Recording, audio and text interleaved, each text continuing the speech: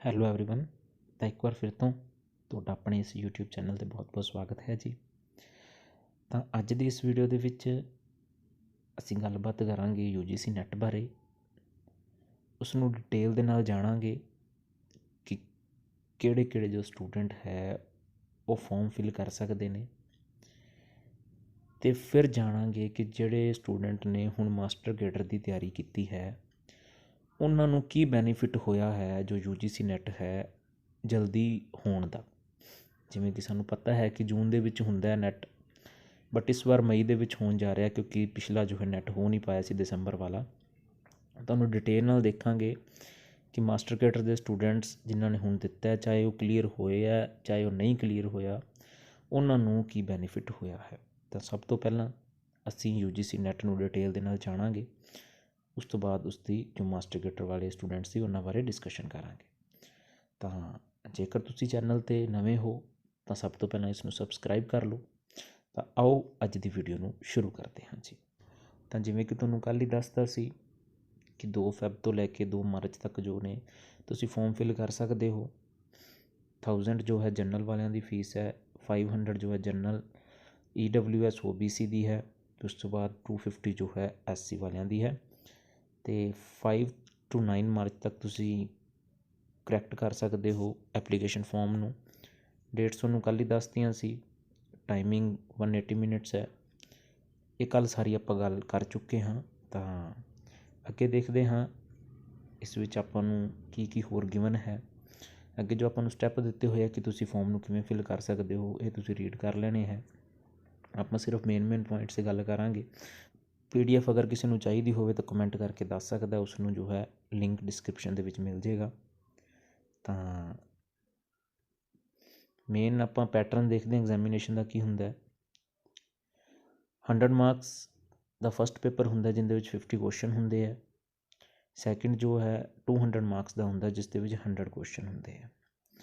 ਠੀਕ ਹੈ ਜੀ। ਤਾਂ ਉਸ ਤੋਂ ਬਾਅਦ ਆਪਣੇ ਕੋਲ ਕੁਐਸਚਨ ਪੇਪਰ ਦਾ ਮੀਡੀਅਮ ਬਾਰੇ ਗੱਲਬਾਤ ਕੀਤੀ ਗਈ ਹੈ। ਤਾਂ ਮਾਰਕਿੰਗ ਸਕੀਮ ਪੜ੍ਹ ਲੈਂਦੇ ਹਾਂ ਇੱਕ ਵਾਰ।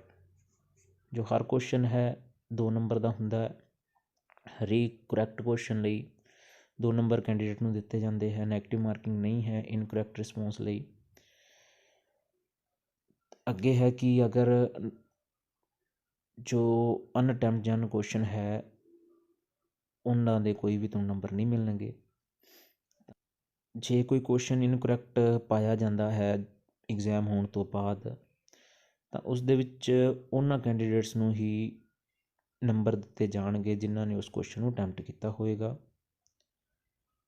ਤਾਂ ਅੱਗੇ ਉਸ ਤੋਂ ਬਾਅਦ ਐਲੀਜੀਬਿਲਿਟੀ ਬਾਰੇ ਪੜ੍ਹਦੇ ਹਾਂ। ਕੁਆਲੀਫਿਕੇਸ਼ਨ ਕੀ ਹੋਣੀ ਚਾਹੀਦੀ ਹੈ।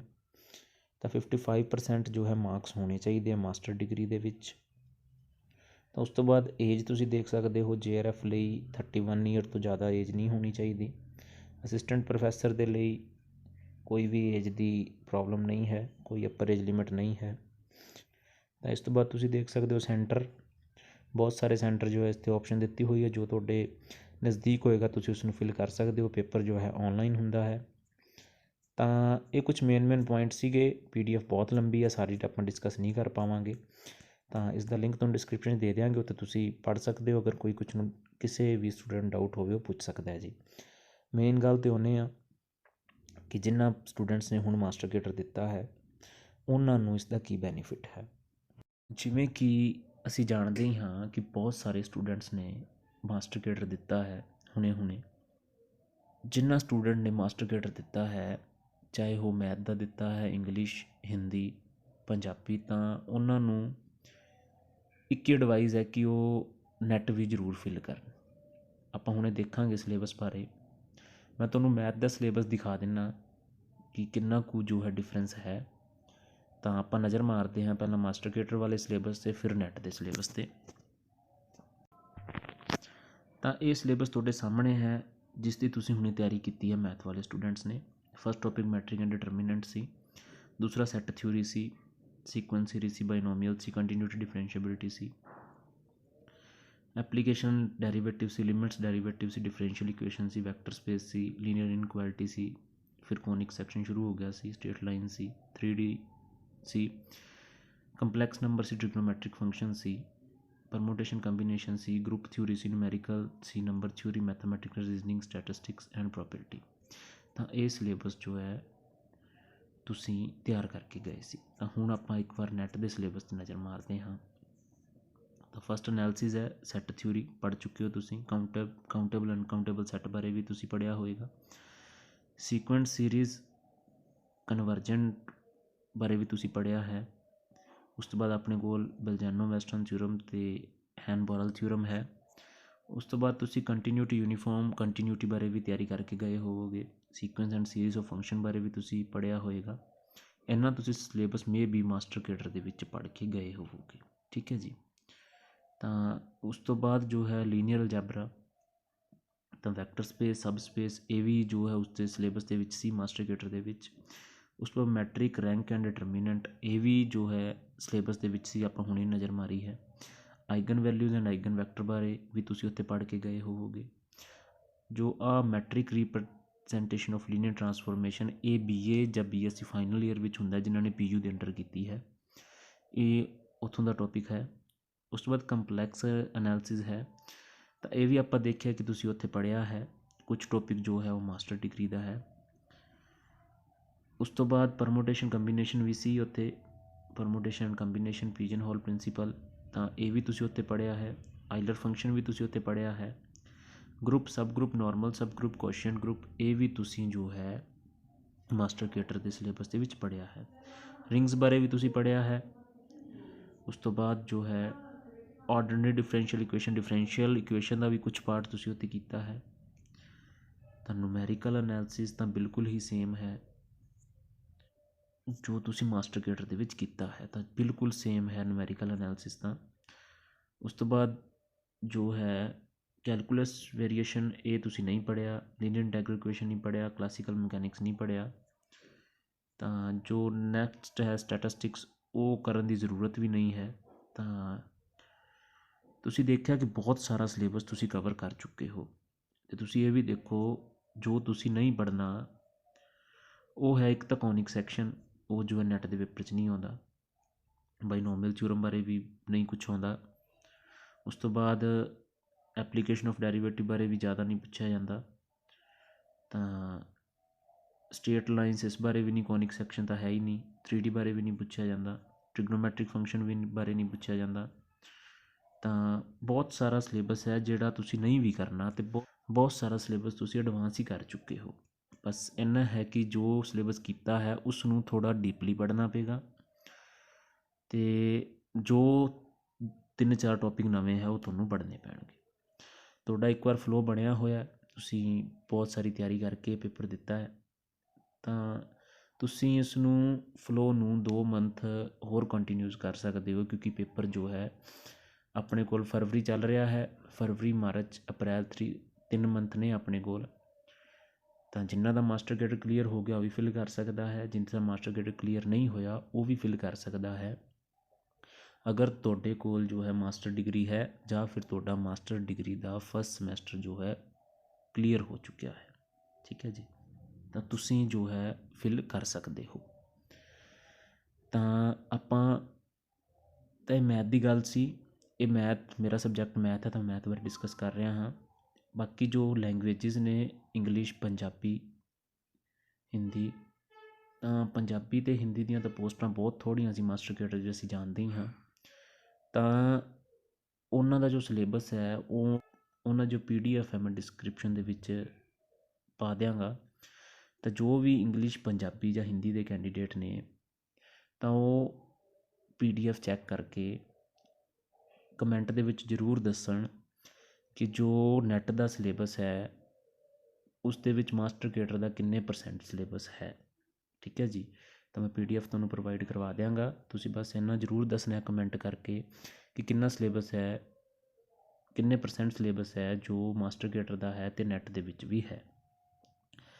ਤਾਂ ਉਸ ਤੋਂ ਬਾਅਦ ਆਪਾਂ ਕੱਟ ਆਫ 'ਤੇ ਇੱਕ ਨਜ਼ਰ ਮਾਰ ਲਈਏ, ਇੰਗਲਿਸ਼, ਪੰਜਾਬੀ, ਹਿੰਦੀ ਅਤੇ ਮੈਥ ਦੀ ਵੀ ਕਿੰਨੀ ਜੋ ਕੱਟ ਆਫ ਜਾਂਦੀ ਹੈ। ਤਾਂ ਤੁਹਾਡੇ ਸਾਹਮਣੇ 2019 ਦਸੰਬਰ ਦੇ ਵਿੱਚ ਜੋ ਨੈੱਟ ਹੋਇਆ ਸੀ, ਉਸ ਦੀ ਕੱਟ ਆਫ ਹੈ, ਇੱਕ JRF ਲਈ ਹੈ ਜਿਨ੍ਹਾਂ ਨੇ ਅੱਗੇ PhD ਵਗੈਰਾ ਕਰਨੀ ਹੁੰਦੀ ਹੈ, ਇੱਕ ਅਸਿਸਟੈਂਟ ਪ੍ਰੋਫੈਸਰ ਲਈ ਹੈ ਜੋ ਕਾਲਜ ਦੇ ਵਿੱਚ ਜੋਬ ਕਰਨਾ ਚਾਹੁੰਦੇ ਨੇ। ਠੀਕ ਹੈ ਜੀ, ਤਾਂ ਆਪਾਂ ਅਸਿਸਟੈਂਟ ਪ੍ਰੋਫੈਸਰ 'ਤੇ ਨਜ਼ਰ ਮਾਰਦੇ ਹਾਂ। ਤਾਂ ਜੋ ਜਨਰਲ ਨੇ ਅਨਰਿਜ਼ਰਵ ਕੈਟਾਗਰੀ ਹੈ ਤਾਂ 53.33% ਗਈ ਹੈ, ਮਤਲਬ 300 ਦਾ 53.3%।